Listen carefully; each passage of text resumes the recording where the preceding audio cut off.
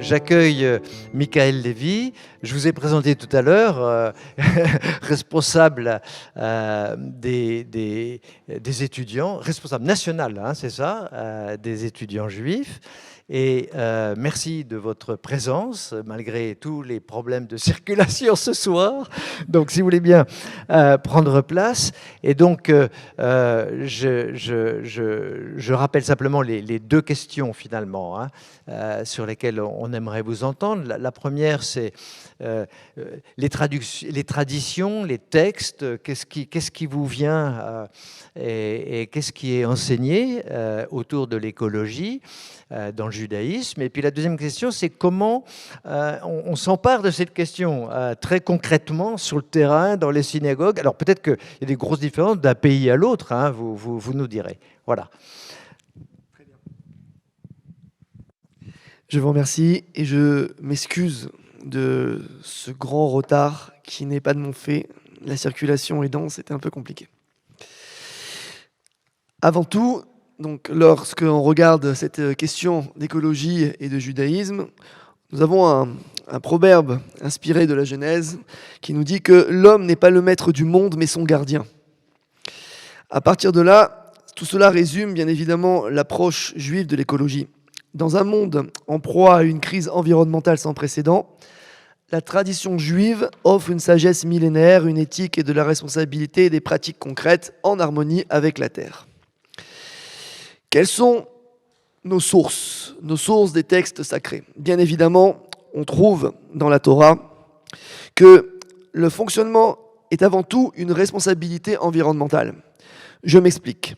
Lorsque, dans le livre de la Genèse, on voit la création de l'homme, il est écrit là-bas, donc chapitre 2, verset 15, « Dieu prit l'homme et le plaça dans le jardin d'Éden pour le cultiver et le garder. » En hébreu, ça donne « le'ovda » ou « shomra ». Sous-entendu, le'ovda, c'est le travailler, dans le sens oved, on traduira par cultiver, ce qui donne une forme de responsabilité dans le développement. Ou shomra, le garder, ça signifie donc le devoir de préservation. Il y a donc un équilibre d'entrée entre le développement et la protection. Puis, il y a des lois. La Torah étant également, bien évidemment, un code de loi. Et dans ces codes de loi, il y a 3 grandes lois qui viennent dans notre sujet de l'écologie. Première loi, celle qui passe avant tout, celle qu'on appellera le Baal Tashrit. C'est-à-dire, en fait, l'interdiction de détruire et de gaspiller inutilement. C'est tellement vrai qu'il existe là-bas, dans le Deutéronome, une règle qui dit que lorsqu'il y aura un siège militaire d'une ville, il sera interdit d'arracher, de couper les arbres fruitiers qui ne nous serviraient pas. On peut couper les autres arbres, si ça gêne, mais en tout cas, les arbres fruitiers, ceux qui vont pouvoir donner à manger, si vraiment on ne peut pas faire autrement, il faut les laisser tranquilles. Puis vient la fameuse année de ce qu'on appelle la Shemitah, c'est-à-dire l'année sabbatique. Tous les 7 ans, il y a un cycle. Donc l'agriculteur travaillait la terre pendant 6 ans, et la 7e année, il laissait la terre, j'aime pas ce mot de friche, mais il laissait la terre à son caractère naturel. C'est-à-dire l'interdiction n'était pas d'aller cueillir les fruits, les manger, puisque de toutes les manières, chaque personne venait et avait le droit de pouvoir rentrer de manière gratuite pour venir se servir. Quand je dis personne, c'est personnes et animaux. De plus, l'agriculteur, donc, devait écrire sur l'entrée de son champ, en hébreu, le mot « hefker ». Hefker, ça veut dire « mise à disposition ». Ce qui nous amène à une grande question dans le judaïsme, c'est est-ce que le monde que nous avons aujourd'hui est un cadeau ou une mise à disposition?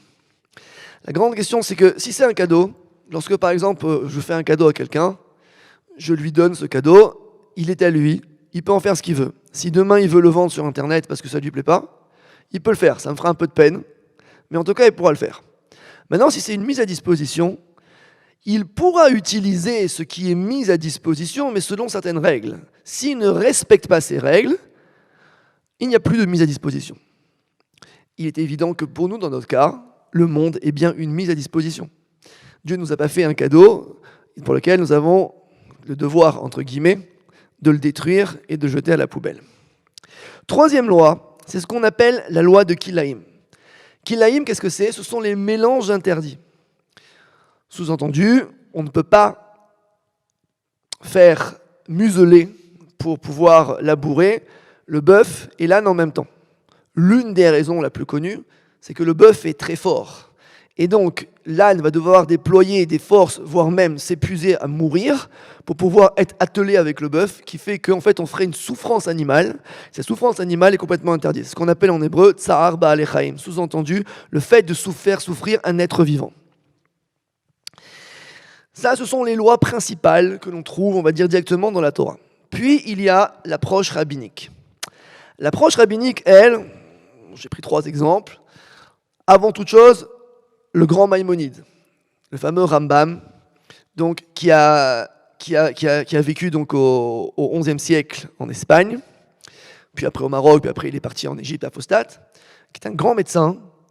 Et lui va toujours essayer de mettre en exergue l'hygiène, la santé et la modération. Je prendrai 2 exemples du Rambam.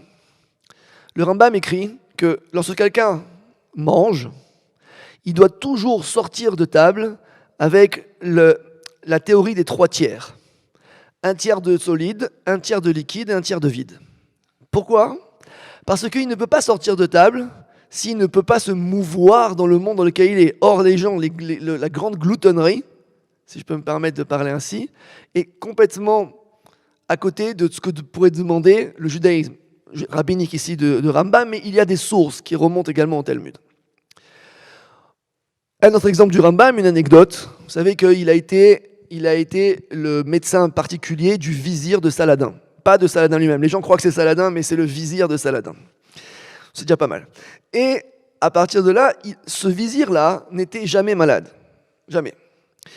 Et donc, les contradicteurs et les opposants au Rambam sont venus un jour voir ce vizir et lui ont dit « Mais ton médecin ne sert à rien, puisqu'il ne te soigne jamais. » Évidemment, pour des gens qui sont à côté, qui n'avaient pas de science, c'était un peu compliqué. Donc alors, ils sont venus et ils ont mis en accusation le Rambam.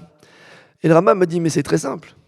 La nourriture et l'hygiène de vie que je donne au vizir font qu'il ne tombe jamais malade. Donc c'est un soin permanent. » Ça, c'est pour le Rambam. Autre temps, un rabbin qui s'appelle Rav Avram Yehoshua Heschel, qui lui explique que le temps a une forme de sacralité. Or, comme j'expliquais tout à l'heure, dans la 7e année, cette année de Shemitah, c'est une année où, dans la mesure où le paysan ne travaille plus, où il n'a plus l'obligation d'aller labourer, semer, arroser, puis venir récolter, il a une année entière pour se consacrer à la spiritualité, une année d'études. Ces années-là, justement, permettaient justement à cette catégorie. Je ne fais pas de supériorité entre les catégories. Évidemment, chacun avait son rôle à jouer, surtout dans une société agricole où s'il n'y a pas d'agriculture, personne ne mange. Ils avaient la possibilité d'avoir une forme de rattrapage dans une immersion d'études totale pendant 1 an. Ce qui fait que l'hygiène de vie, non seulement la nature était mise au repos, mais en plus l'hygiène de vie était respectée. Et enfin, un rabbin qui a vécu à Francfort au XIXe siècle, qui s'appelait Rav Shimshon Raphaël Hirsch, il explique que nous avons le respect de la vie.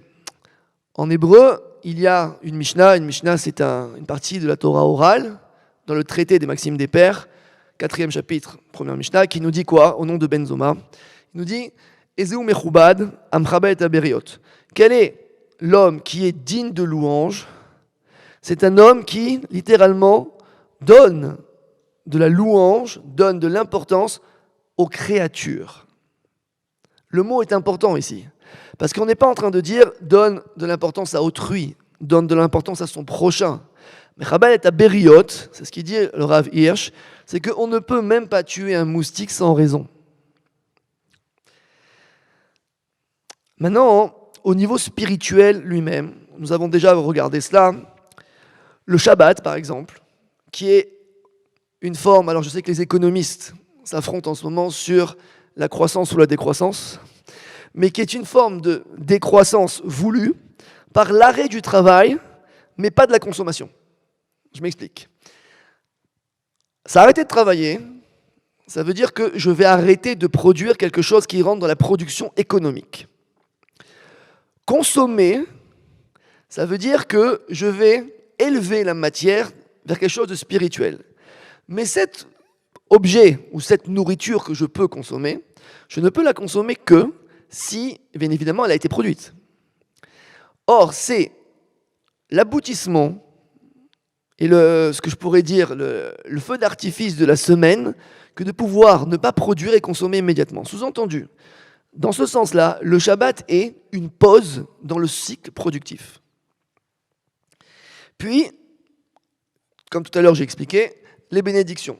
C'est-à-dire le monde n'étant pas un cadeau, mais une mise à disposition, dans la loi juive, on ne peut mettre quelque chose dans sa bouche si on n'a pas fait une bénédiction. Or, cette bénédiction, elle a deux sens.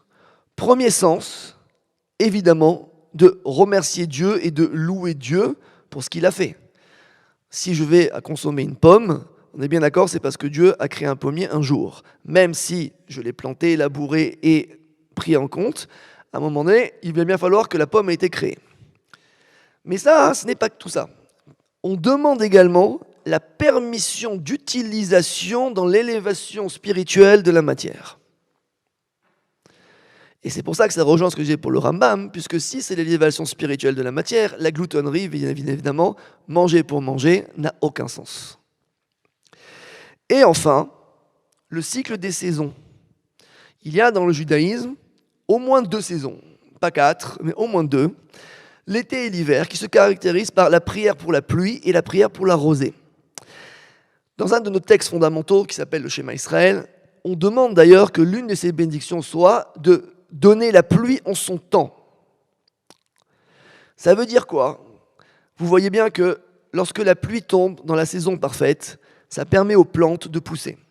Mais lorsque les pluies, par exemple, tombent de manière diluvienne, hors saison, ça fait pourrir les récoltes, ça amène des parasites, des nuisibles et autres. Et ce qui fait qu'en fait, nous avons un résultat totalement opposé à ce que l'on aurait dû avoir.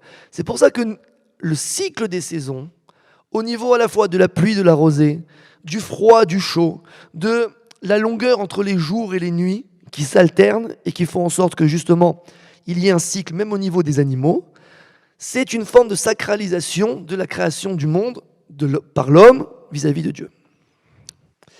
Maintenant, si je pourrais juste faire un résumé avant de passer sur les pratiques, avec ce que l'on a vu, nous rentrons dans un cercle virtueux, harmonieux, entre l'homme et la nature. Il est évident qu'il y ait des courants, notamment des courants fin 19e, 20e, post-68, si je peux me permettre de parler ainsi, qui ont voulu aller chercher et retrouver ces formes de nature, de virginité, on va dire, originelle. Mais au niveau du judaïsme, ceci passe avant toute chose, comme je l'expliquais, par une responsabilité. Ça, c'est 1. 2, évidemment, il y a toute la forme de protection de la nature telle que j'ai expliqué. Le repos, notamment avec les cycles, le respect des animaux, la modération dans la sobriété, et également la spiritualité écologique, c'est-à-dire quoi? Le fait de vivre en harmonie entre l'homme et la création. Mais, et je conclurai par ça cette partie sur les textes, il y a aussi une vision intergénérationnelle. Prenez l'exemple. Lorsque Dieu décide de détruire le monde et ses habitants au moment du déluge, il demande à Noé de construire une arche. Cette arche, il lui dit, tu vas la faire sous 3 étages. Un étage pour toi et ta famille, l'humanité. Un étage pour l'ensemble du règne animal, à part les poissons. Et un étage dans lequel il y aura à la fois les victuailles et aussi toute forme de, on va dire, c'était les toilettes générales de l'arche. Bon. Dieu n'a pas de limite. Donc pourquoi demander à Noé, qui a priori n'était pas gardien de zoo, d'aller chercher l'ensemble des animaux, ou même s'il venait à lui, de s'en occuper pendant toute une année dans cette fameuse arche, milieu clos, milieu fermé. S'il fallait sauver l'humanité, Dieu sauve l'humanité dans l'arche, c'est parfait, et il trouve un autre moyen pour pouvoir sauver le règne animal. Comme on dit en hébreu, Arbe Shlochim Hamakom. Dieu a quand même beaucoup de représentants, donc il peut se gérer. Pourquoi il a fait ça? Tout simplement pour montrer à l'homme que la création n'est pas que, et le que est important, anthropocentré. Il se doit, même au moment de la destruction, quand il y aura reconstruction, il se doit de passer par le fait que ce soit lui qui se soit occupé du règne animal. Vous imaginez bien qu'un lion n'a pas besoin d'un homme pour manger. Quel animal a besoin d'un homme pour manger, à part les animaux domestiques? On les compte sincèrement sur les doigts des deux mains, ça suffira en termes d'animaux domestiques. Le reste des milliers, millions d'espèces animales, pas besoin. Simplement pour montrer ça. Qu'il y a ici quelque chose d'important, qu'il y a une vision intergénérationnelle et qu'on ne peut pas se permettre de laisser, comme dit le proverbe, après moi le déluge, c'est tout sauf biblique. Voilà pour cette partie. Alors, peut-on prendre quelques questions sur cette première partie? Est-ce que vous avez une ou deux questions sur cette première partie? Alors moi j'en ai une. Je vais commencer, hein, c'est plus simple. En fait, la création, pour bien comprendre ce que vous avez dit, les êtres vivants, c'est sûr. Est-ce que la création inclut aussi dans votre idée la matière, tout simplement? Oui. Et j'avais pas prévu de faire un cours sur la chimie, mais il n'y a pas de problème. Ne vous inquiétez pas, on va pouvoir gérer. La matière est présente immédiatement au tout début de la création. Pourquoi? Puisque Dieu va créer deux éléments. Le or, la lumière, et le chocher, qui est l'obscurité. Or, si on lit une traduction très rapide, on pourrait s'imaginer que l'obscurité telle qu'elle est décrite est égale à l'absence de lumière. C'est faux. L'obscurité telle qu'elle est décrite, c'est une création en elle-même. Qu'est-ce que l'obscurité? C'est un endroit, donc une création, qui ne permet pas, évidemment, de voir, mais surtout d'anticiper. Il n'y a aucune possibilité de faire marcher l'élément le plus important du corps humain après le cœur, c'est-à-dire son cerveau. Or, le cerveau, c'est celui qui va nous permettre à la fois d'analyser, d'auditer, de décider, mais aussi d'anticiper et de planifier. Eh bien ça, c'est la mission de ce qu'on appelle le or. Or, c'est la lumière en hébreu. Cette lumière, vous la retrouvez partout. Vous la retrouvez au niveau des astres, mais la lumière dont il est question dans la Genèse n'est pas du tout celle des astres, puisque celle des astres arrive au 4e jour. Là, je parle de la lumière du premier jour. Cette lumière du premier jour sert également aussi à pouvoir se permettre de voir ce que dira Lévinas plus tard, en expliquant que dans les tables de la loi, il y avait 2 tables de la loi, et les commandements étaient parallèles d'une table à l'autre. Sous-entendu, le premier commandement répondait au 6e, et ainsi de suite. Le premier commandement étant « Je suis l'Éternel ton Dieu, qui t'a fait sortir du pays d'Égypte ». Celui qui se trouve en face, le 6e, c'est « Tu ne tueras pas ». Littéralement, mauvaise traduction, mais c'est « Tu n'assassineras pas ». On pose la question, pourquoi? Eh bien parce que un homme, avec un grand H, doit voir en autrui, le grand H de l'humanité, toujours le visage de Dieu tel qu'il a été créé. Peu importe sa religion, peu importe, excusez-moi, son ethnie ou l'appartenance à sa nationalité, si c'est un homme, à ce moment-là, il a une part de divinité. Or, il ne peut le voir que par la lumière. Merci. Autre question? Je ne sais pas si parmi les gens connectés en visio, on a des questions, non?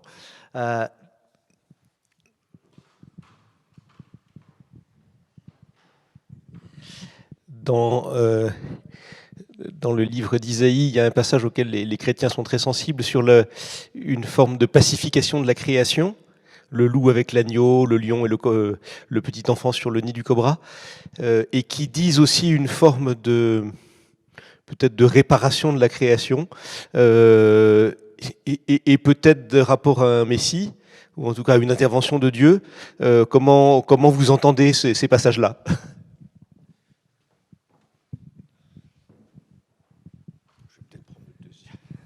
Je vous remercie.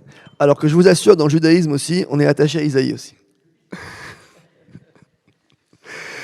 Et effectivement, j'arriverai en conclusion à cela, mais il y a, dans le judaïsme, une notion qu'on appelle tikkun olam. Littéralement, ça veut dire tikkun metaken, c'est réparer, olam, le monde.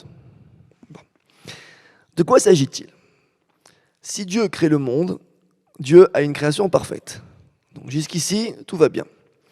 Maintenant, à partir de quel moment il y a détérioration? Sous-entendu, il y a déviance. Quand je parle de déviance, ce n'est pas une déviance sociologique. Je parle d'une déviance, par exemple, imaginez le processus de vieillissement au niveau du corps humain. Vous avez des cellules parfaites, un bébé, il a tout le potentiel possible, et puis, à un moment donné, la copie de ces cellules se fait mal. Et donc, le 0,0001% qui est différent va altérer le processus. Au départ, nous enseigne le Midrash, donc littérature rabbinique sur les 5 livres de Moïse, nous enseigne le Midrash en nous disant que l'homme était végétarien. Jusqu'à l'Arche de Noé, l'homme est végétarien. Le fait que l'homme s'est occupé des animaux, c'est un tribut du règne animal que l'on puisse pouvoir les consommer. Alors attention, vous savez que chez nous, dans le judaïsme, on a des règles exceptionnelles en termes de consommation, qu'on appelle la cacheroute, c'est pas le sujet d'aujourd'hui. Donc évidemment, selon un encadrement très strict, mais c'est cela à ce moment-là. Question, et je vais répondre à votre question avec l'Arche de Noé et avec Isaïe. Comment se fait-il que le lion n'ait pas eu envie de manger la brebis à l'intérieur de l'arche? Ça, c'est une sacrée question, parce que je veux bien que l'être humain soit végétarien. Il ne savait même pas qu'il avait le droit de devenir omnivore, on va dire. Il attend la fin du déluge pour le savoir. Bon. Mais le lion et toute forme de carnivore, eux, ils ne le savent pas du tout. Qu'est-ce qui se passe? Eh bien, c'est l'idée messianique à l'intérieur de l'arche. Cette idée que ramène Isaïe justement dans ce fameux chapitre 10 à 12, justement, qui ramène cela, où il explique que il y aura une forme de ce qu'on appelle en hébreu le shalom. Le shalom, c'est pas la paix. On traduit très souvent ça par paix, mais ça vient de la racine shalem. Shalem, qu'est-ce que c'est? Ça veut dire l'harmonie. Le fait de pouvoir avoir, imaginez-vous, comme en musique, lorsque vous faites un accord, vous mettez 3 notes ensemble. Si l'accord est parfait, c'est qu'en fait, la fréquence des 3 notes vont bien ensemble selon la théorie du son. Si vous avez une dissonance, la note jouée de manière unitaire ne dissonne pas, on est OK. C'est si je la mets avec une autre. Si j'ai une dissonance, c'est que j'ai une altération. Or, le Messie au niveau du judaïsme et au niveau justement de cette fameuse prophétie d'Isaïe, c'est lorsque il n'y aura plus au niveau du règne de la création, sur l'ensemble des règnes, que ce soit minéral, végétal, animal, humain, il n'y aura plus de désir de consommation de l'autre. Et tant que ce n'est pas le cas, on considère que le shalom, cette fameuse harmonie, n'est pas encore arrivée. Alors évidemment, et je rebondis sur cela, eh bien, il faut aider un petit peu la nature. Sous-entendu, même si c'est le projet divin, on ne va peut-être pas attendre que ça arrive patiemment. Donc, on met en place un shalom personnel, puis un shalom avec autrui, puis un shalom dans une communauté, puis au niveau d'une ville, puis au niveau intracommunautaire. Bref, pourquoi? Pour faire en sorte qu'au final, on force la main à Dieu et qu'on lui dise « Maintenant, ça y est, on a joué de notre part, à toi d'y aller, et ce qui est écrit dans ton prophète Isaïe, mets-le en application. »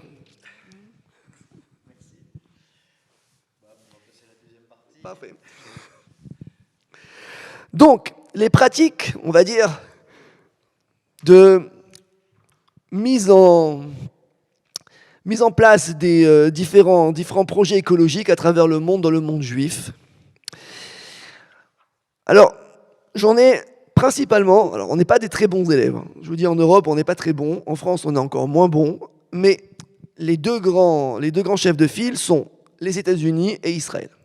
ou Israël, États-Unis, comme vous voulez, peu importe, qui, eux, véritablement, au niveau communautaire, ont vraiment sensibilisé. Alors, je sais que si jamais il y a des gens qui nous écoutent sur Internet, il est vrai qu'il existe des communautés par-ci, par-là, qui font attention, bien évidemment. Alors, je ne parle pas du gaspillage, je ne parle pas du tri, qui font attention. Mais au niveau, on va dire, régional, voire national, en France, on n'est pas très bon. Il faut qu'on s'améliore un petit peu. Au niveau des États-Unis, il y a plusieurs choses. Premièrement, il y a ce qu'on appelle des associations qui s'appellent Chazon, donc, ou Adama, ou Jewish Climate Initiative. Qu'est-ce que c'est? Ce sont des fermes communautaires bio.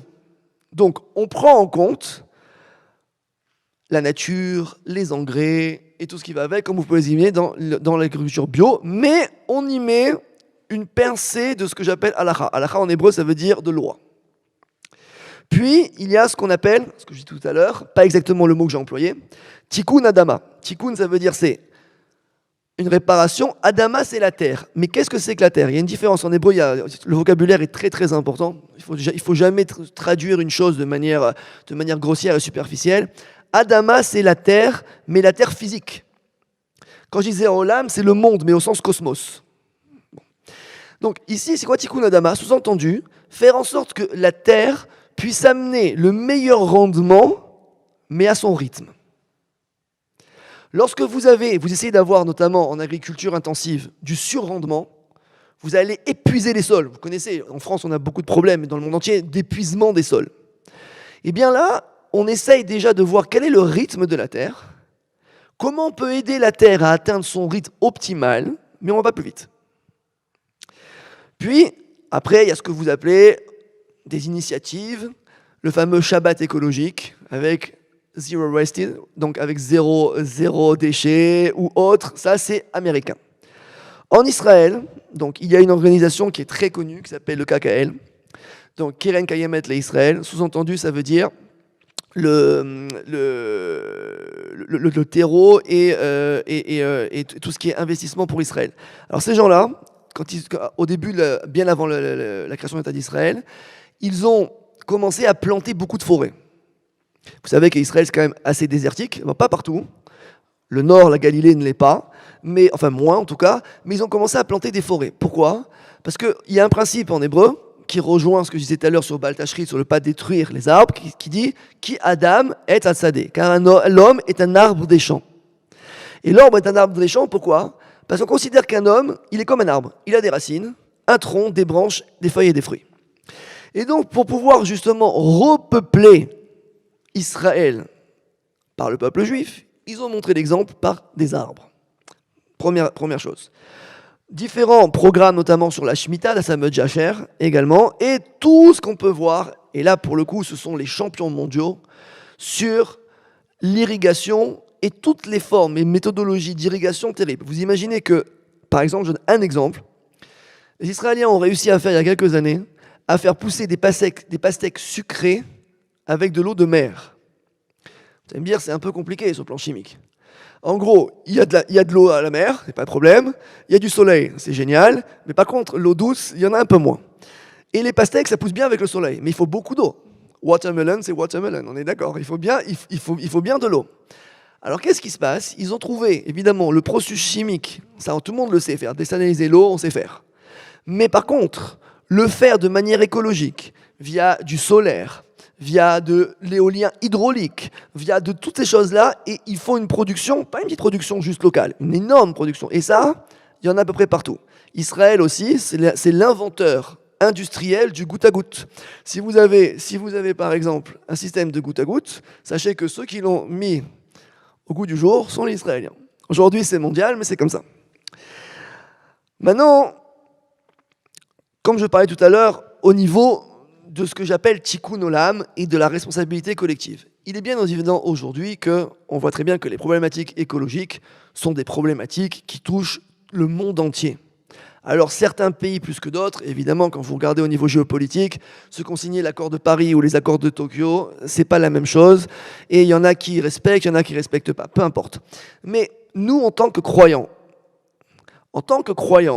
on se doit de rendre quelque chose à Dieu au moins égal à ce qu'il nous a donné. Je dis bien au moins égal.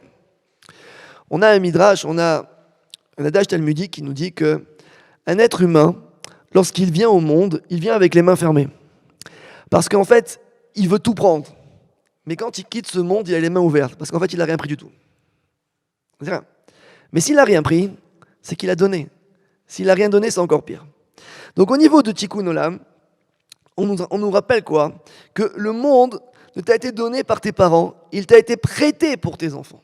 Imaginez-vous, le monde n'est donné par nos parents, mais il nous est prêté par nos enfants. Lorsque on va avec nos enfants, et si demain on leur dit voilà, c'est très simple, vous devez, que Dieu nous en préserve, mais vous ne pouvez pas sortir dehors sans masque. Mais quand je parle masque, je ne parle pas d'un masque comme le Covid, sans masque à oxygène. Ce serait terrible une histoire pareille. Ou alors vous ne pouvez pas boire l'eau. Pour boire l'eau, il faut tout un processus. L'eau, vous ouvrez du robinet, mais par contre, il y a une machine qui fait que pour boire un verre, il faut un quart d'heure. On ne peut pas laisser ça comme ça. Donc, pour conclure, et je vous remercie beaucoup et je m'excuse encore 1000 fois de mon retard, la tradition juive ne propose pas une écologie à la mode. C'est quelque chose qui est ancré, mais une vision spirituelle, éthique et pratique du rapport à la nature. À l'heure de l'urgence climatique, il est temps pour les communautés juives, et bien au-delà, de puiser dans ces textes et de traduire leur sagesse en actes concrets et durables. Il est clair que on a ce qu'on appelle un global warming, le réchauffement climatique. Il est évident, on le sait, on mesure, ça se mesure. Alors, moi je ne suis pas un alarmiste, c'est sûr que on ne prend pas, demain il ne va pas faire 60 degrés à Paris. Mais par contre, on ne peut pas dire que ça n'existe pas. On voit la chute des glaciers, on voit que ceux qui veulent aller faire du ski en hiver, c'est plus compliqué, la saison elle est plus courte, on est d'accord, sinon il faut monter plus haut. Donc, c'est compliqué, il y a des canicules, il y a des phénomènes avec des cyclones et autres. Ça, on voit que ça existe. Si ça existe, c'est parce que Dieu est en colère. Si ça existe, c'est parce qu'il nous a laissé quelque chose, et ce quelque chose, malheureusement, on l'a déséquilibré. À nous, puisqu'on partage tous la même planète, jusqu'à preuve du contraire, si peut-être on a quelques divergences sur le plan du chemin à Dieu, en tout cas sur celle de la planète, on ne peut pas dire qu'on n'est pas sur la même. À nous de savoir remettre le shalom, au sens où je l'ai expliqué tout à l'heure, entre l'harmonie de la création divine, de Dieu et de ses créatures. Je vous remercie.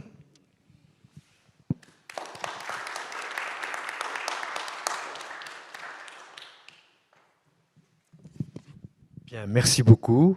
On aurait aimé vous entendre encore longtemps. On peut peut-être prendre une question. Ah, on a une ou deux questions du côté visio.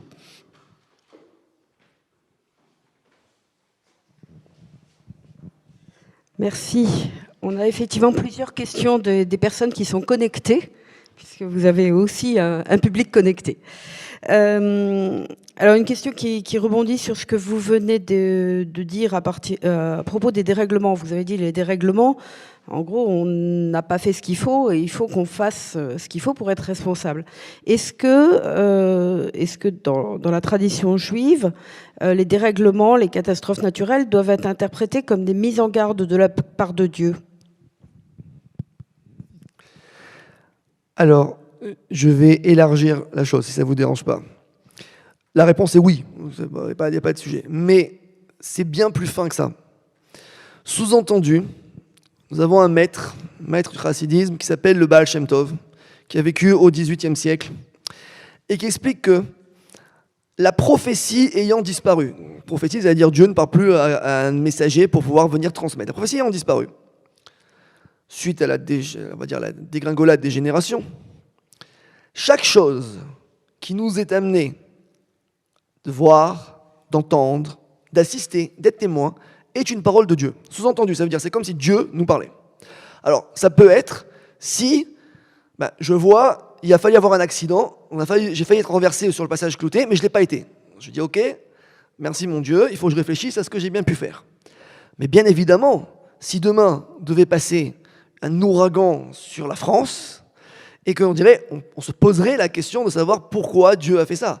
Puisque c'est encore lui, en tout cas dans ma pensée, c'est encore lui qui gère le vent, la pluie. Donc s'il l'a fait, c'est que forcément il y a quelque chose qui va avec.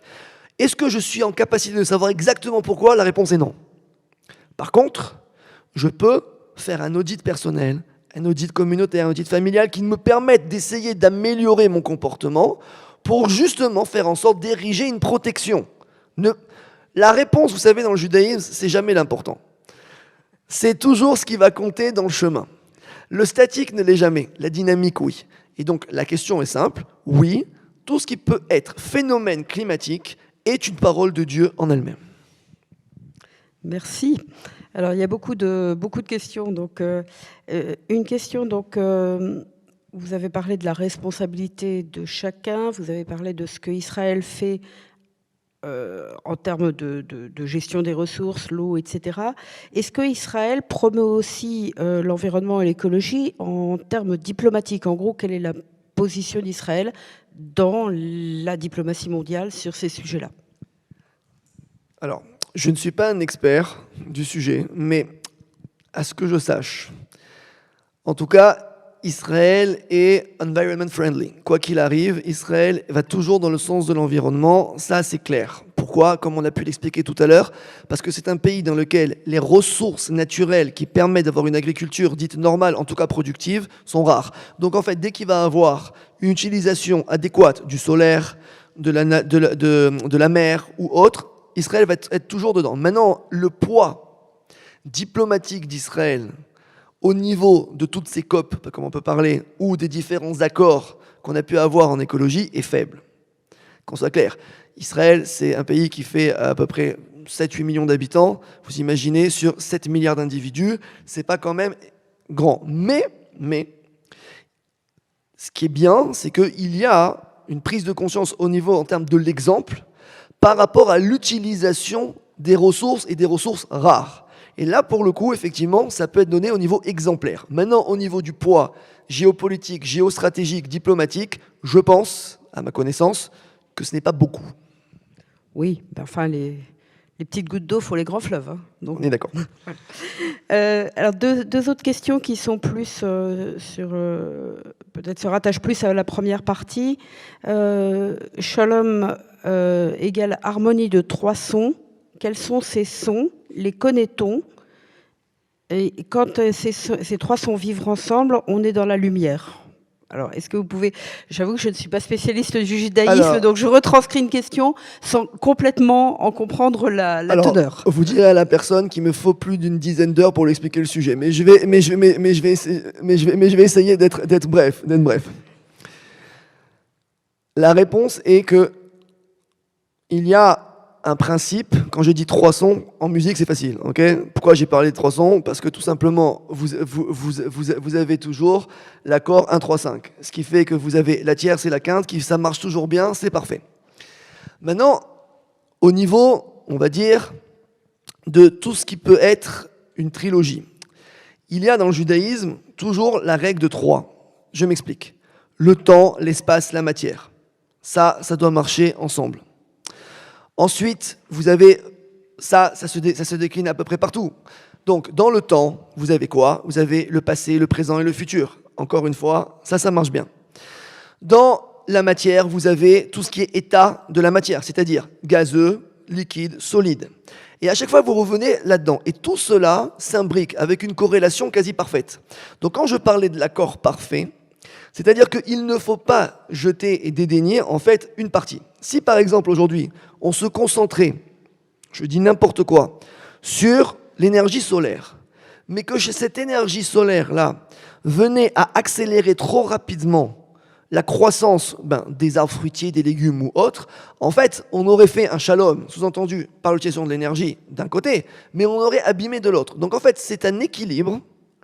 Et cet équilibre, il est très fragile, comme on le sait bien évidemment, mais il doit toujours respecter cette chose de base. Le temps, l'espace, la matière. Merci. Une dernière question. Est-ce que vous pouvez revenir sur la manière de concevoir la terre, l'eau, l'arbre, les animaux et l'homme dans une alliance, donc manière portée par le KKL? Même chose. Même chose, mais ça va être très simple. On a dit que le KKL, dans ses missions premières, bien sûr ils font beaucoup d'autres choses aujourd'hui, était de réserver des espaces en tant que réserve naturelle et planter des arbres. Donc, sous-entendu exactement, premièrement, faire en sorte que ces espaces dédiés ne soient pas soumis à la pollution humaine, parce qu'un homme, que l'on veuille ou non, ça polluera quoi qu'il arrive. Deuxièmement, créer des espaces pour les végétaux et pour les animaux, par conséquent. Mais une fois que ça a été créé, ça ne suffit pas. C'est comme pour Adam Arishon, comme pour le premier homme. Les Ofda ou le Shomra. Il faut l'avoir travaillé, mais il faut aussi le garder. Et le garder, c'est de deux ordres. Premier ordre, évidemment, empêcher que l'on vienne y faire n'importe quoi, comme une réserve naturelle, quelle qu'elle soit, mais surtout, aller donner une forme d'éducation pour pouvoir expliquer à quoi servent ces endroits dédiés au niveau de la nature et qui ne sont en aucun cas contre la croissance de l'homme ou contre la croissance des civilisations, mais qui sont bien là pour justement rappeler cette harmonie et ce cycle qui ne doit jamais être brisé au niveau du temps, de l'espace et de la matière.